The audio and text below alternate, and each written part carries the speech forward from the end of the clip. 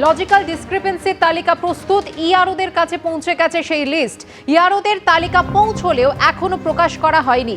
কবে লজিক্যাল ডিসক্রিপেন্সির তালিকা প্রকাশ হবে তা এখনো স্পষ্ট নয়। লজিক্যাল ডিসক্রিপেন্সির তালিকায় 1,20,00,000 নাম রয়েছে, এমনটাই কমিশন সূত্রে জানা গিয়েছে। 31 থেকে 32 লক্ষ হতে পারে আনম্যাপড, খবর কমিশন সূত্রে। শুনানিতে 10 থেকে 15% ভোটার অনুপস্থিত। এ নিয়ে কথা বলে নেব আমাদের প্রতিনিধি রুমা পালের সঙ্গে। রুমা, কবে নাগাদ বেরোতে পারে এই লিস্ট, কিছু কি জানা যাচ্ছে? দেখো, কালকে রাতেই কিন্তু নির্বাচন কমিশন জানিয়ে দিয়েছে যে তাদের কিন্তু লিস্ট এসে গেছে এবং এখন যে প্রক্রিয়া চলবে সেটা হচ্ছে যারা এই লিস্ট থেকে যারা ডাউনলোডের বিষয় রয়েছে, ছাপানোর বিষয় রয়েছে এবং ছাপানোর পর সেটা টানানো হবে। ওই প্রসেসে যেটুকু সময় লাগবে এমনটাই কিন্তু কমিশন জানাচ্ছে। অর্থাৎ যে লিস্টের জন্য অপেক্ষা করা হচ্ছিল এবং কালকে সারাটা দিনই কিন্তু অপেক্ষা করা হচ্ছিল যে কখন এই লিস্ট আসে, কারণ একটা সফটওয়্যারের মাধ্যমে কিন্তু এই ধরনের আপলোড ব্যবস্থা করা হয়েছে।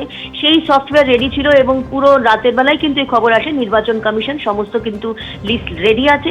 সেক্ষেত্রে আর সময় যেটা লাগবে সেটা হচ্ছে সেখান থেকে সেই লিস্ট থেকে যেটা ডাউনলোডের বিষয় রয়েছে এবং সেটা ছাপানোর বিষয় রয়েছে, ছাপানোর সঙ্গে সঙ্গে সেটা টানানোর বিষয় রয়েছে, সেটা 1 থেকে 2 দিন সময় লাগতে পারে, এমনটাই কিন্তু কমিশন বলছে।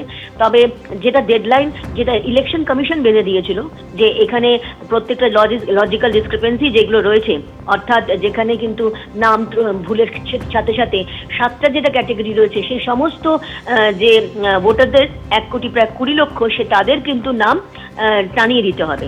অন্যদিকে যে যারা আনম্যাপড রয়েছেন, অর্থাৎ যাদের 2002 এর সাথে লিঙ্ক হয়নি, তাদেরই কিন্তু লিস্ট টানিয়ে দেওয়ার কথা এবং সেই লিস্টও কিন্তু এসে গেছে 32 লক্ষের মধ্যে। সেক্ষেত্রে জানা গিয়েছিল যে 10%-এর মতো যারা ভোটার তারা কিন্তু অনুপস্থিত ছিলেন এবং অনুপস্থিতের ক্ষেত্রে যদি পরবর্তীতে এরকম হয় কেউ যদি উপস্থিত হতে চান সেটা অপশন থাকছে নির্বাচন কমিশনের ক্ষেত্রে। কিন্তু যেহেতু আনম্যাপডের ক্ষেত্রে তারা উপস্থিত হননি, সেক্ষেত্রে এখন কিন্তু সেই লিস্টই কিন্তু টানিয়ে দেওয়া হবে। এখন কমিশন বলছে যেহেতু রাতের বেলায় এই বিষয়টা এসেছে সমস্ত লিস্ট, সেটা হতে আর 1-2 দিন সময় লাগবে, এমনটাই কিন্তু জানানো হচ্ছে। ধন্যবাদ রুমা। এদিকে 19শে জানুয়ারি সুপ্রিম কোর্ট নির্বাচন কমিশনকে নির্দেশ দিয়েছিল লজিক্যাল ডিসক্রিপেন্সি বা তথ্যগত অসঙ্গতির তালিকা প্রকাশ করতে হবে। তালিকায় কাদের নাম রয়েছে প্রকাশ্যে তা জানাতে হবে এবং প্রকাশ্যে সেই তালিকা কিন্তু টাঙিয়েও দিতে হবে। আর এরপরে 21শে জানুয়ারি একটি বিজ্ঞপ্তি প্রকাশ করে নির্বাচন কমিশন। সেখানে বলা হয় সুপ্রিম কোর্টের নির্দেশ অনুযায়ী 24শে জানুয়ারির মধ্যেই প্রকাশ করতে হবে এই লজিক্যাল ডিসক্রিপেন্সির তালিকা। কিন্তু কোথায় কি, এখনো পর্যন্ত এই লজিক্যাল ডিসক্রিপেন্সির কোনো তালিকা কিন্তু প্রকাশ করা হয়নি। আর এতেই ধোঁয়াশাও বাড়ছে।